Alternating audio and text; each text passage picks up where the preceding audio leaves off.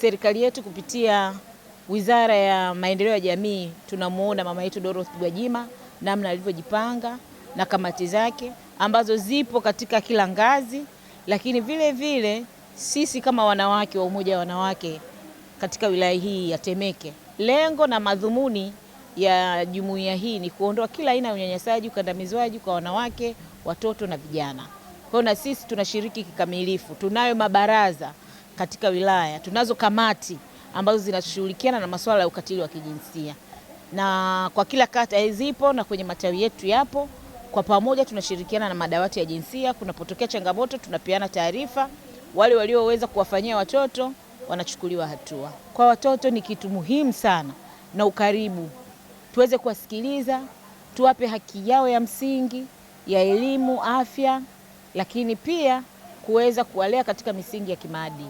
Maadili yaliyo bora yanamtengeneza kiongozi wa kesho. Kwa hiyo watoto wetu tunao jukumu kubwa la kuweza kuwaweka vizuri, kuhakikisha wanakuwa kioo katika jamii.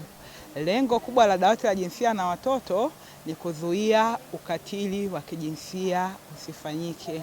Na tunauzuiaje? Basi kupitia elimu mbalimbali tunazopita kutoa kwenye mashule, kwenye familia, kwenye mikusanyiko ya watu kama vile bodaboda, kwa wamama majumbani, kwenye familia na kadhalika. Basi tunapita kutoa elimu ili waweze kwanza kufahamu ukatili. Unajua kuna wengine wanafanya ukatili kwa sababu hawajui ukatili. Kwa hiyo tunavyokuja kutoa elimu wanafahamu ukatili ni nini, na kupitia ile elimu basi inakuwa ni rahisi wao wasiweze kufanya ukatili.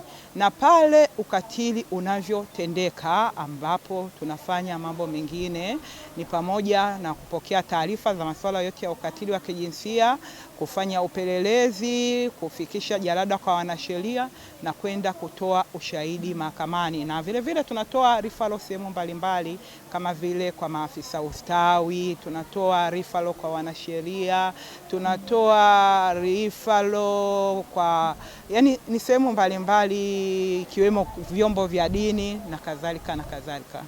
Kwetu siku hii ni muhimu kwa sababu ni siku ambayo sisi boys tunaikumbusha jamii, serikali, familia na wadau kuhusiana na sauti ya mtoto wa kiume.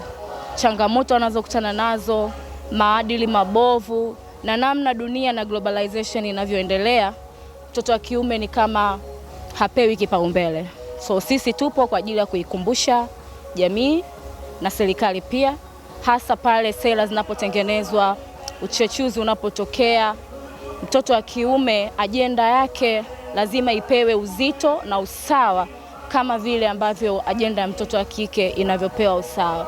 Sisi tunasema ukimuelimisha mtoto wa kiume umemuokoa mtoto wa kike.